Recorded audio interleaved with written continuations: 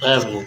देखो ये है पेन ड्राइव, सैनडिस्क का पेन ड्राइव 25 GB का, जो पहले 3 साढ़े 3 सौ मिलता था, लेकिन अब ये पेन ड्राइव 6 साढ़े 6 सौ रुपये का, 6 साढ़े 6 सौ, डबल कीमत बढ़ गई है।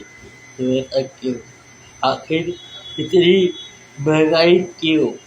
देश में जितनी तरक्की होती जा रही है पूरी दुनिया में, उतनी ज़्यादा बर्बादी, उतनी ज़्यादा महंगाई आती जा रही है। इससे अच्छा तो पुराना दौर था, जिससे महंगाई नहीं थी और चैन था, सुकून था। लेकिन आज तक कुछ हो रहा है, बर्बाद हो रहा है। तो प्लीज़ कुछ तो ऐसा करें कि चीज़ें सस्ती होने लगे, सस्ती करें चीज़ों को सस्ती, क्योंकि आज तरक्की हो रही है और तरक्की से चीज़ें सस्ती होनी चाहिए, महंगी नहीं। Thank you.